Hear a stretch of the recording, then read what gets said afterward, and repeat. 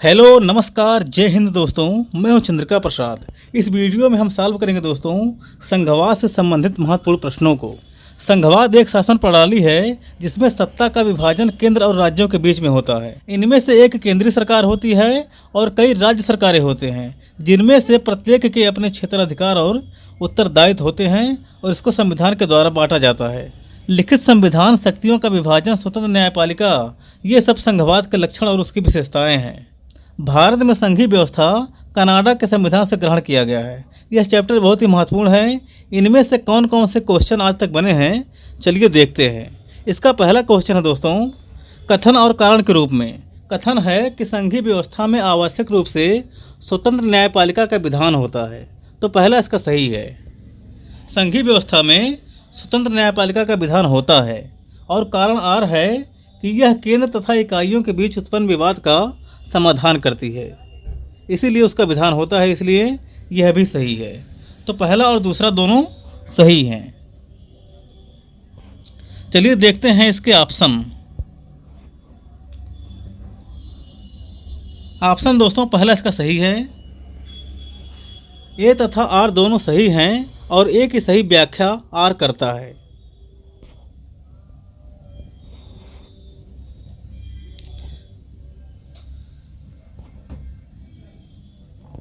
देखिए, संघीय व्यवस्था में संविधान में ही केंद्र और इकाइयों के मध्य शक्तियों का विभाजन किया गया होता है। भारतीय संविधान के 11वें भाग में केंद्र और राज्य संबंध दिया गया है, जो इसी का यानी कि संघवाद का लक्षण है। शक्तियों के स्पष्ट विभाजन के बावजूद भी विवाद के अनेक कारण बने रहते हैं, अतः विवादों का निष्पक्ष निस्तारण करने के लिए स्वतंत्र न्यायपालिका की आवश्यकता होती है और है भी। तो बहुत ही महत्वपूर्ण क्वेश्चन है, आप इसको याद रखेंगे। बढ़ते हैं आगे। फिर अगला क्वेश्चन भी कथन और कारण के रूप में दिया है। कथन है दोस्तों, कथन है कि संघात्मक ढांचे में केंद्रीय सरकार का शक्तिशाली होना स्वाभाविक है। स्वाभाविक है ही। अगर केंद्रीय सरकार शक्तिशाली नहीं होगी तो वह राज्यों को कैसे मैनेज करेगी, तो पहला इसका सही है। और कारण आर है कि शक्तिशाली केंद्र के लिए 5 कारक उत्तरदायी हैं: युद्ध राजनीति, मंदी की राजनीति, तकनीक की राजनीति, आर्थिक अनुदान की राजनीति और दलीय राजनीति। तो यह भी सही है। शक्तिशाली केंद्र के लिए इन 5 कारकों का होना जरूरी है। तो चलिए देखते हैं इसका जो है उत्तर है। ऑप्शन नंबर पहला इसका सही है दोस्तों। ए तथा आर दोनों सही हैं तथा ए की सही व्याख्या आर करता है। इसकी व्याख्या में लिखा है दोस्तों कि अनेक ऐसे बाह्य और आंतरिक कारण होते हैं जो संघात्मक शासन प्रणाली में केंद्रीय सरकार को शक्तिशाली बनाते हैं। यदि केंद्र सरकार शक्तिहीन होगा तो वह किसी भी समस्या का समाधान नहीं कर पाएगा। भारत एवं अमेरिका सहित सभी संघात्मक प्रणालियों में युद्ध, अर्थव्यवस्था, तकनीकी, आर्थिक सहायता एवं दलीय राजनीति के कारण केंद्रीय सरकारें शक्तिशाली बनी हुई हैं। तो ऑप्शन नंबर पहला इसका सही है, आप इसको याद रखेंगे। पढ़ते हैं आगे।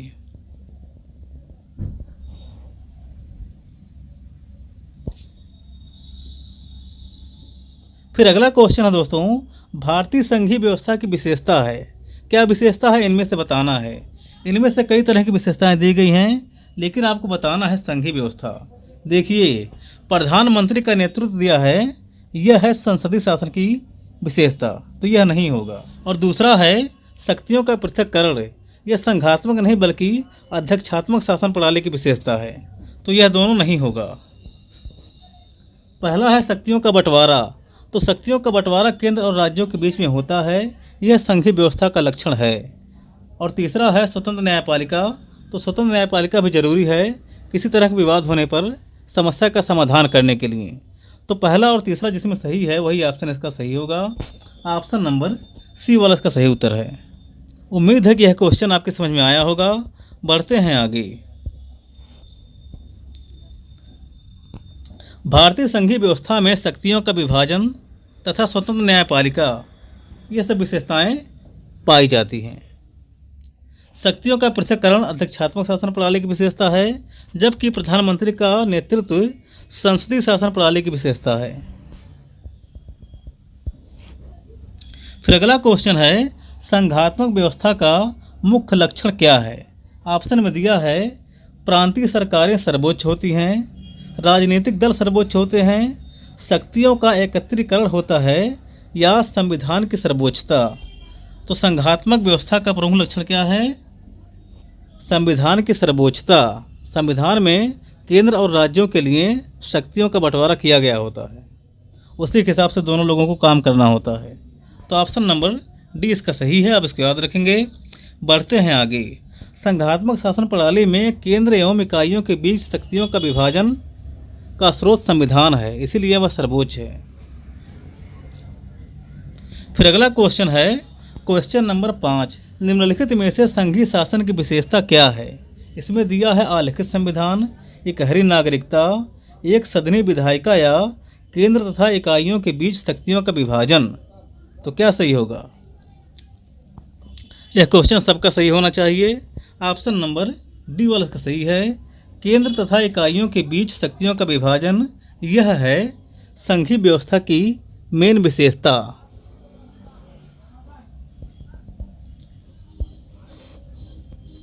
फिर अगला क्वेश्चन है निम्नलिखित में से क्या भारतीय संघवाद का अनिवार्य लक्षण नहीं है?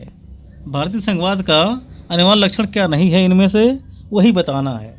इसमें दिया है एकात्मक सरकार, शक्तियों का विभाजन, संविधान की सर्वोच्चता और न्यायालयों का प्राधिकार। तो क्या सही होगा? भारतीय संघवाद के अनिवार्य लक्षणों में दोस्तों एकात्मक सरकार शामिल नहीं है। ऑप्शन नंबर पहला इसका सही उत्तर होगा। भारतीय संघवाद के अनिवार्य लक्षण क्या हैं? शक्तियों का विभाजन, संविधान की सर्वोच्चता और न्यायालयों का प्राधिकार। आप इसको याद रखेंगे। बढ़ते हैं आगे। फिर अगला क्वेश्चन है शब्द फेडरलिज्म फोएडस से ग्रहण किया गया है, यह किस भाषा से लिया गया है? ऑप्शन में दिया है स्पेनिश, लैटिन, फ्रेंच और अंग्रेजी। तो क्या सही होगा? लैटिन इसका सही उत्तर होगा दोस्तों। फेडरलिज्म शब्द लैटिन भाषा के फोएडस से लिया गया है, जिसका मतलब होता है संधि या समझौता। फेडरलिज्म शब्द लैटिन भाषा के फोएडस से लिया गया है, जिसका अर्थ होता है संधि या समझौता। अतः शब्द की उत्पत्ति की दृष्टि से समझौते द्वारा निर्मित राज्य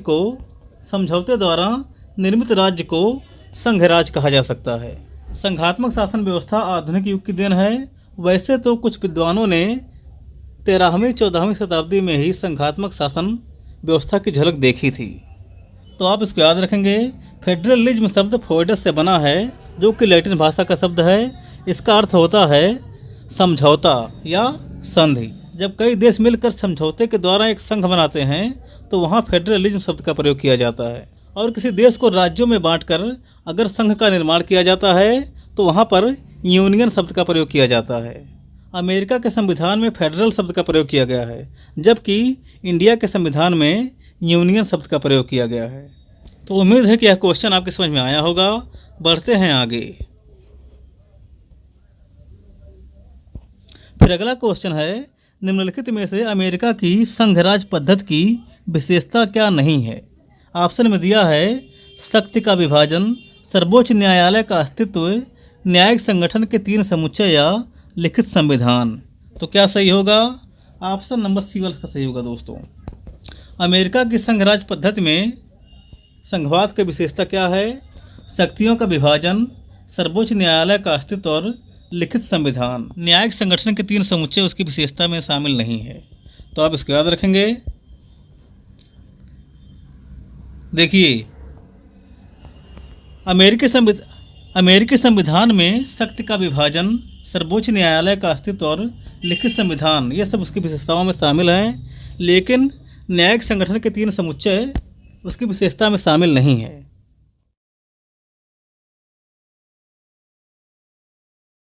फिलाडेल्फिया सम्मेलन 1787 के माध्यम से अमेरिका के जिस संविधान का निर्माण हुआ उसकी विशेषता यहाँ पर दी गई है। इसमें क्या क्या दिया है? लिखित संविधान, संघात्मक संविधान, अवरोध एवं संतुलन का संबंध सरकार के 3 अंगों के मध्य, अध्यक्षात्मक शासन प्रणाली, अत्यधिक संक्षिप्त संविधान, मात्र 7 अनुच्छेद थे मूल संविधान में, अनम्य संविधान। ये सब हैं अमेरिका के संविधान का लक्षण, उसकी विशेषताएं।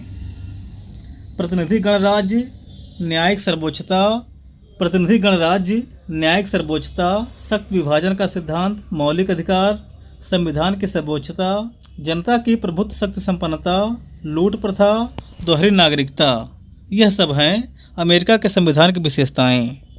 तो आप इसको याद रखेंगे, पूछा जा सकता है। बढ़ते हैं अगले क्वेश्चन पर।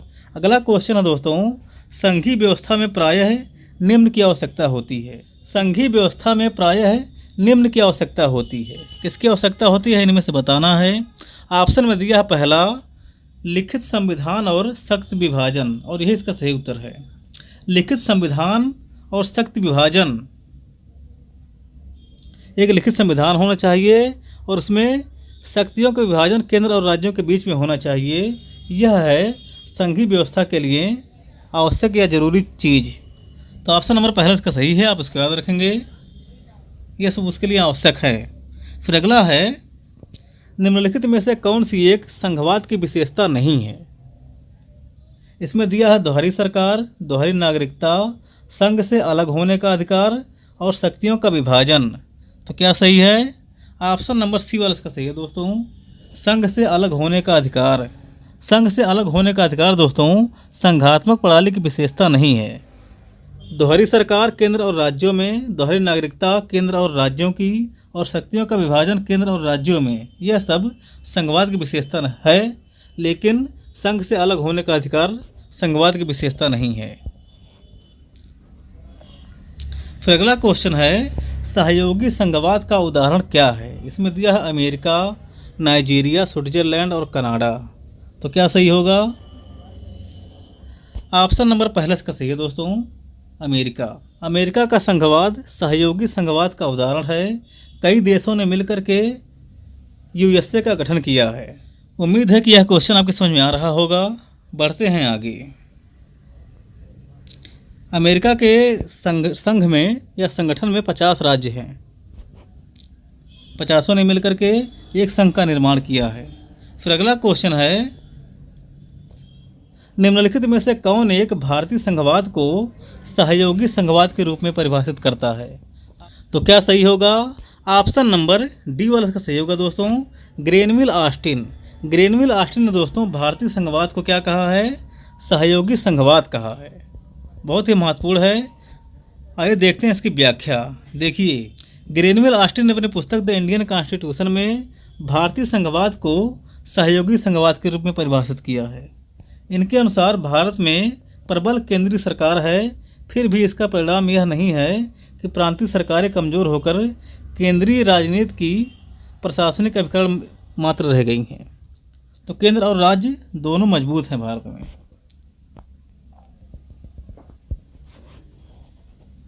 फिर अगला क्वेश्चन है, संघात्मक सरकार के सफल संगठन हेतु आवश्यक शर्तें क्या है। ऑप्शन में दिया है भौगोलिक समीपता, सामाजिक और राजनीतिक संस्थाओं में समानता, केंद्र राज्य समन्वय और उपर्युक्त सभी। तो क्या सही होगा, ऑप्शन नंबर डी वाला इसका सही है दोस्तों, उपर्युक्त सभी।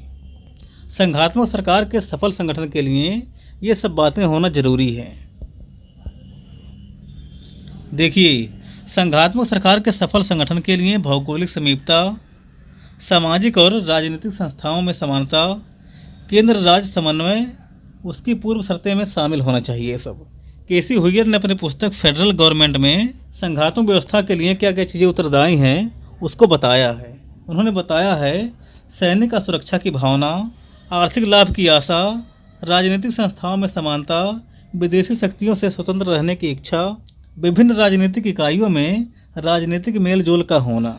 तो बहुत ही महत्वपूर्ण क्वेश्चन है, आप इसको याद रखेंगे। बढ़ते हैं आगे।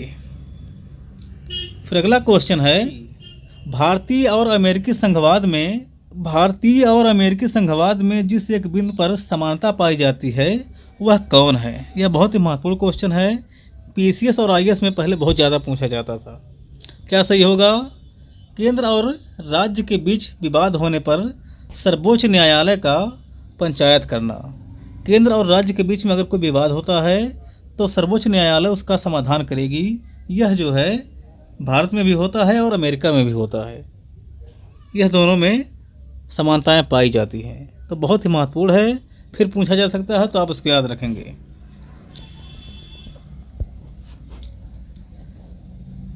भारतीय एवं अमेरिकी संघवाद में केंद्र एवं राज्यों के मध्य विवाद होने पर सर्वोच्च न्यायालय द्वारा सुलझाया जाता है। इसलिए भारतीय संघवाद को अमेरिकी संघवाद के निकट माना जाता है। फिर अगला क्वेश्चन है, भारतीय संघवाद अमेरिकी संघवाद के इसलिए निकट है क्यों है? एक, सर्वोच्च न्यायालय की वजह से। ऑप्शन नंबर बी वाला इसका सही उत्तर है। भारतीय संघवाद और अमेरिकी संघवाद में सर्वोच्च न्यायालय की व्यवस्था जो है वह कॉमन है, वह दोनों में एक ही तरह से काम करता है। फिर अगला क्वेश्चन है, निम्नलिखित में से किसने भारतीय संघवाद को सौदेबाजी का संघ कहा है? सौदेबाजी का संघ। ऑप्शन में दिया है Morris Jones, Granville Austin, Marx या फ्रांडा या केसी हुइयर। तो क्या सही होगा? ऑप्शन नंबर पहला इसका सही होगा दोस्तों, मॉरिस जोन्स। मॉरिस जोन्स ने दोस्तों भारतीय संघवाद को सौदेबाजी का संघ कहा है। इसको आप बारीकी से याद रखिएगा, कहीं ग्रेनविल ऑस्टिन या केसी हुइयर ना आप लगा दें। देखिए, मॉरिस जोन्स ने अपनी कृति इंडियन गवर्नमेंट एंड पॉलिटिक्स में क्या कहा है? भारतीय संघवाद को सौदेबाजी का संघ कहा है। फिर अगला क्वेश्चन है, निम्नलिखित में से किस देश का संविधान एक संघीय दृष्टांत का नहीं है? ऑप्शन में दिया है संयुक्त राज्य अमेरिका, स्विट्जरलैंड, ऑस्ट्रेलिया और ग्रेट ब्रिटेन। तो क्या सही होगा? ऑप्शन नंबर डी वाला सही है दोस्तों, ग्रेट ब्रिटेन। ग्रेट ब्रिटेन में दोस्तों एकात्मक शासन प्रणाली की स्थापना की गई है, ना कि संघात्मक या संघीय।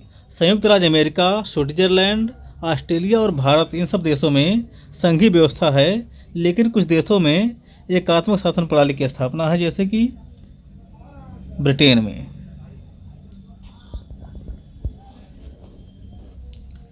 फिर अगला क्वेश्चन है, निम्नलिखित युग्मों में से कौन सा युग्म सुमेलित नहीं है? इसमें दिया है भारत संघात्मक, ऑस्ट्रेलिया संघात्मक, अमेरिका संघात्मक और ब्रिटेन संघात्मक। तो क्या सही होगा? ऑप्शन नंबर डी सही होगा। ब्रिटेन में एकात्मक है, ना कि संघात्मक शासन प्रणाली। फिर अगला क्वेश्चन है, भारतीय संघवाद के उदाहरण को सर्वोत्कृष्ट किस नाम से विश्लेषित किया जा सकता है? ऑप्शन में दिया है विशुद्ध संघवाद, शास्त्रीय संघवाद, अर्ध संघवाद या प्राचीनतम संघवाद। तो क्या सही होगा? ऑप्शन नंबर सी वाला सही उत्तर होगा दोस्तों, अर्ध संघवाद। केसी हुइयर ने दोस्तों भारतीय संघवाद को अर्ध संघवाद कहा है। उनकी पुस्तक का क्या नाम है? उनकी पुस्तक का नाम है मॉडर्न कॉन्स्टिट्यूशन। केसी हुइयर ने अपनी पुस्तक मॉडर्न कॉन्स्टिट्यूशन में भारतीय संघवाद को अर्ध संघीय प्रणाली कहा है।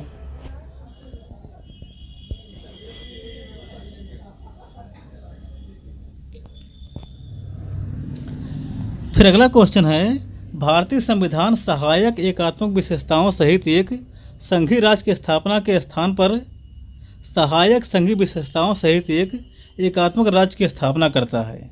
किसने कहा था? ऑप्शन में दिया है केसी हुइयर, sir Ivor Jennings, KM. Padikkar या बी.आर. अम्बेडकर। यूपी पीजीटी परीक्षा 2021 में आया था। तो क्या सही होगा? ऑप्शन नंबर पहले इसका सही होगा दोस्तों, केसी हुइयर। केसी हुइयर का मानना है कि भारतीय संविधान में एकात्मक लक्षण भी है और संघीय लक्षण भी है।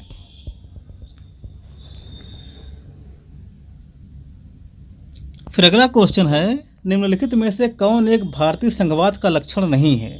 इसमें दिया है शक्तियों का विभाजन, राष्ट्रपति का नेतृत्व, एक लिखित संविधान या स्वतंत्र न्यायपालिका। तो क्या सही होगा? ऑप्शन नंबर बी वाला इसका सही उत्तर है दोस्तों, राष्ट्रपति का नेतृत्व। राष्ट्रपति का नेतृत्व यह जो है संघीय व्यवस्था का लक्षण नहीं है, यह अध्यक्षात्मक शासन प्रणाली की विशेषता या उसका लक्षण है। शक्तियों का विभाजन, एक लिखित संविधान और स्वतंत्र न्यायपालिका, ये सब क्या हैं? भारतीय संघवाद के लक्षण हैं। राष्ट्रपति का नेतृत्व लक्षण नहीं है भारतीय संघवाद का। भारतीय संघीय व्यवस्था के प्रमुख लक्षण यहाँ पर दिए गए हैं, इसको जानना आपको बहुत ज़्यादा जरूरी है। इसमें दिया है शक्तियों का विभाजन, लिखित संविधान, स्वतंत्र न्यायपालिका, संविधान की सर्वोच्चता, संविधान की कठोरता और द्विसदनीयता। फिर अगला क्वेश्चन है, निम्नलिखित में से किस एक देश में एकात्मक शासन व्यवस्था नहीं है? इसमें दिया है फ्रांस, चीन, जापान और ऑस्ट्रेलिया। तो क्या सही होगा? ऑस्ट्रेलिया का सही उत्तर है दोस्तों। ऑस्ट्रेलिया में एकात्मक व्यवस्था नहीं है, यहाँ पर संघात्मक व्यवस्था है। फ्रांस में, चीन में, जापान में, ब्रिटेन में हर यहाँ पर जो है एकात्मक व्यवस्था पाया जाता है।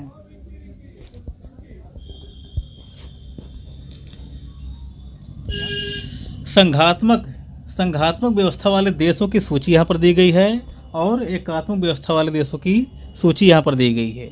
पूछा जा सकता है, इसलिए आपको जानना जरूरी है।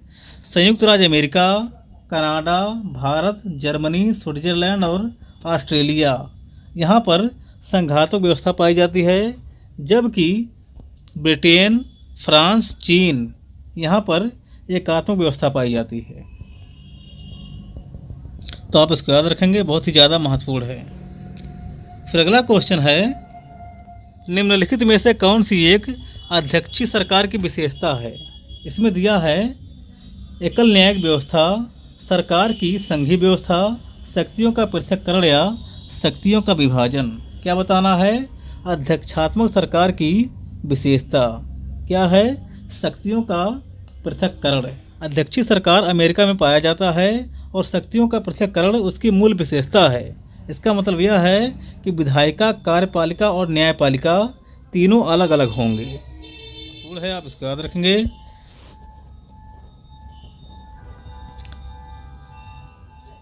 फिर अगला क्वेश्चन है दोस्तों, सूची 1 का मिलान सूची 2 से करना है।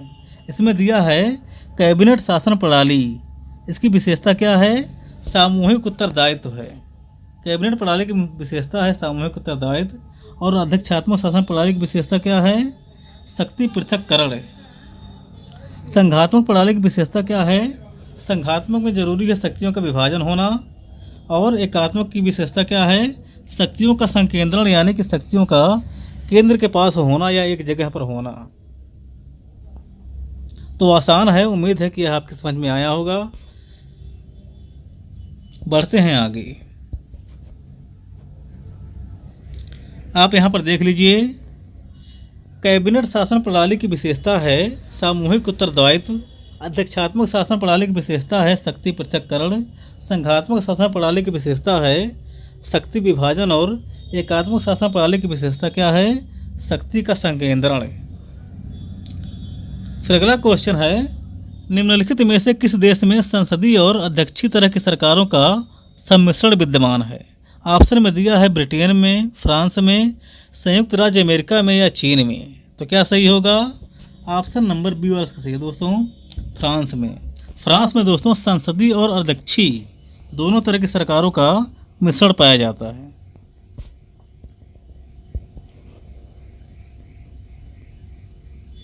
फिर अगला क्वेश्चन है, निम्नलिखित युग्मों में से सही युग्म इनमें से कौन नहीं है? इसमें दिया है ब्रिटेन एकात्मक। तो पहला इसका सही है, क्योंकि ब्रिटेन में एकात्मक शासन व्यवस्था है, अमेरिका में एकात्मक नहीं है। यही इसका सही उत्तर होगा। अमेरिका में संघात्मक है, ऑस्ट्रेलिया में संघात्मक है और भारत में भी संघात्मक है। तो ऑप्शन नंबर बी वाला इसका सही उत्तर होगा। आप जानते भी होंगे, आसान है। इस तरह के क्वेश्चन आएंगे तो आप लोग उड़ा देंगे। फिर अगला क्वेश्चन है, संघराज्य पद्धति का सार है कि वह केंद्र और राज्यों के बीच द्विमार्गी यातायात है जो थोड़ी सी पारंपरिकता और सामंजस्य चाहता है। यदि ऐसी संघ व्यवस्था है तो उसे क्या कहा जाएगा? उसको क्या कहा जाएगा? सहकारी संघवाद कहा जाएगा। संघात्मक व्यवस्था जिसमें केंद्र और राज्यों के बीच परस्पर सहयोग हो, निर्भरता और सामंजस्य हो, उसको सहकारी संघवाद कहा जाता है। उम्मीद है कि यह क्वेश्चन आपको कठिन नहीं लगेगा। बढ़ते हैं आगे। देखिए, क्वेश्चन नंबर 28 है, जो विचारक राज्य को संघों का संघ मानते हैं उन्हें क्या कहा जाता है? ऑप्शन में दिया है समाजवादी, संघवादी, अराजकतावादी या बहुलवादी। तो क्या सही होगा? ऑप्शन नंबर डी वाला इसका सही उत्तर होगा दोस्तों, बहुलवादी। बहुलवादी विचारक राज्य को संघों का संघ मानते हैं। यह बहुलवाद का मुख्य लक्षण है। तो आप इसको याद रखेंगे। यहाँ पर एक बहुत ही महत्वपूर्ण कोटेशन दिया है लास्की का, इसको जानना जरूरी है। लास्की ने कहा है, चूंकि समाज का स्वरूप संघात्मक है, इसलिए सत्ता का स्वरूप भी संघात्मक होना चाहिए। यह बहुलवादी विचारधारा से संबंधित है। फिर अगला क्वेश्चन है दोस्तों, राज्य संघों का एक संघ है, किसने कहा था? ऑप्शन में दिया है अरस्तु, हाब्स, लाक और लास्की। तो क्या सही होगा? ऑप्शन नंबर पहला इसका सही होगा दोस्तों, अरस्तु। अरस्तु ने कहा है कि राज्य क्या है? संघों का एक संघ है।